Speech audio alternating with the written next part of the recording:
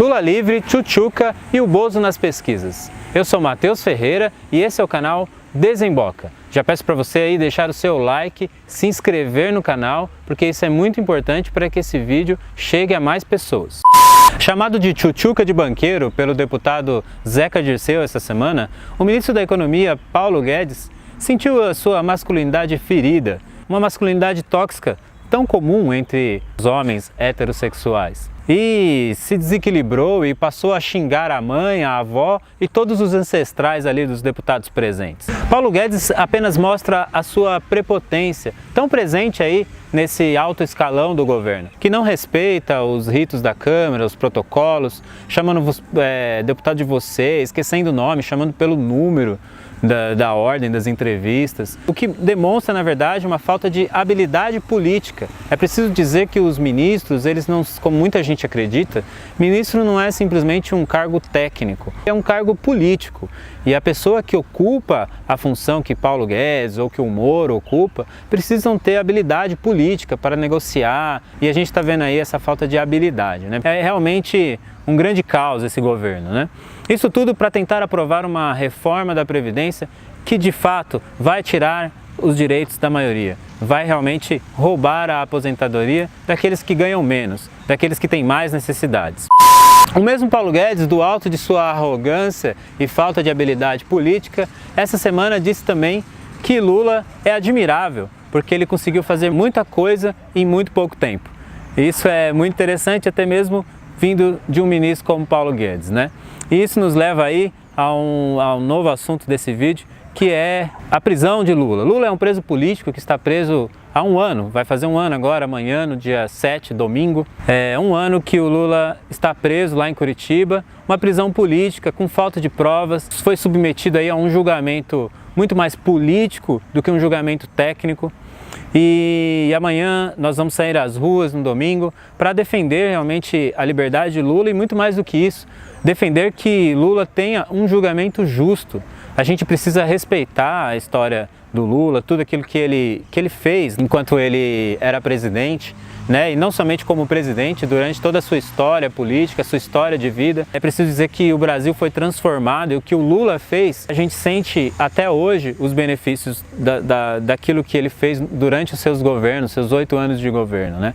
Você vê que essa semana Bolsonaro propôs o 13º do Bolsa Família. Quer dizer, se o Bolsa Família não fosse bom, ele teria cortado, mas ele ampliou, né, na verdade, o Bolsa Família, criando aí o 13º. Então, é uma coisa que veio para ficar, que virou uma política de Estado, assim como outras marcas do governo, como a transposição do Rio São Francisco, o pensamento, né, de que a desigualdade precisa diminuir, né? Então, assim, a gente precisa respeitar essa história. E o Lula hoje preso representa um fator de instabilidade política. Parece que a direita quer manter Lula preso como um troféu, para garantir aí os seus desmandos, para garantir a sua retirada de direitos. Essa semana o jornalista Noblar falou que os militares presentes no governo e Bolsonaro conversaram com os juízes para atrasar o julgamento da prisão em segunda instância. Quer dizer, eles não querem ter aí nenhum tipo de interferência durante a votação da Previdência. O fato é que eles estão muito preocupados que a voz do Lula venha sair da prisão. Se a gente olhar para todas as pessoas aí, a maioria, né, das pessoas que foram julgadas e condenadas na Lava Jato estão todos soltos. Ou se não estão soltos, estão em prisão domiciliar. É o caso do Marcelo Odebrecht, por exemplo, que já está numa prisão domiciliar. E porque Lula não tem o direito de uma prisão domiciliar. São coisas aí que a gente precisa questionar, né, diante desse cenário que a gente está vivendo hoje na política, onde eles querem impor as reformas, impor as suas ideologias políticas na educação, na própria Previdência, nas leis trabalhistas, sem se preocupar com as vozes contrárias.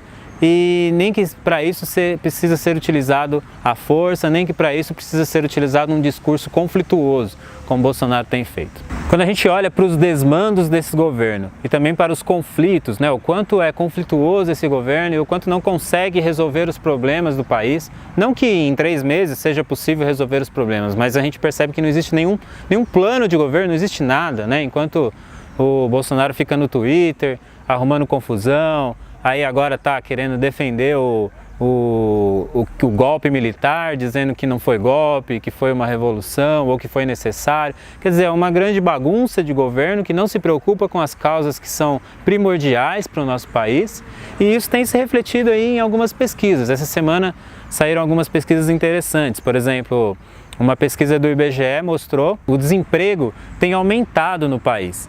E é interessante porque a gente já está há 3 meses de governo, a gente teve aí várias interferências do Temer, interferências estruturais, né, como a implantação do teto dos gastos, a reforma trabalhista, e mesmo assim os empregos que são tão importantes para a gente não chegaram ainda, né? E aí o Bolsonaro veio a público, veio no Twitter e disse que o IBGE estava errado, quer dizer, ele nega a própria realidade. Como que a gente vai confiar num governo que nega a própria realidade, que nega os dados? Para a gente fazer política pública, para a gente tomar qualquer decisão política, a gente precisa ter informações, a gente precisa ter dados. Como que o Bolsonaro, o nosso presidente, negam os dados, nega a realidade? Então, qual é o rumo desse governo? É um governo sem rumo, né? Então, assim, uma outra pesquisa que saiu também mostrou que a popularidade do Bolsonaro está em queda.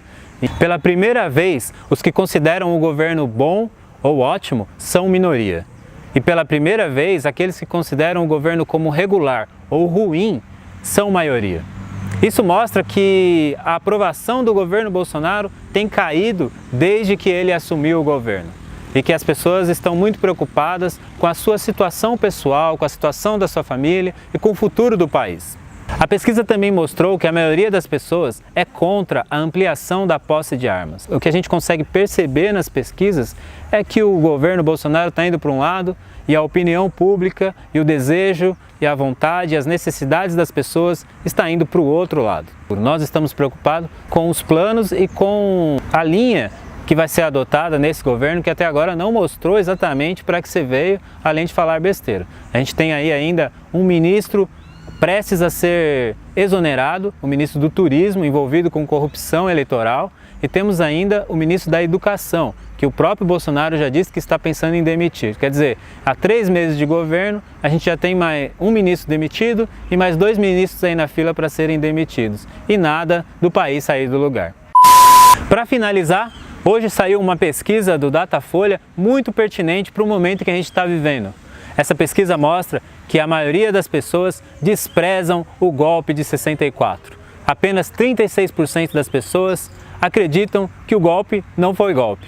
E entre até mesmo os eleitores do Bolsonaro, apenas metade do seu eleitorado defende o golpe militar. O que significa que talvez os bolsonaristas se dividam entre bolsonaristas mais racionais e bolsonaristas alucinados. Você que está acompanhando o canal aí, não deixa de compartilhar com seus amigos, e eu também gostaria de pedir para que você desse uma sugestão de tema para os próximos vídeos. Até mais!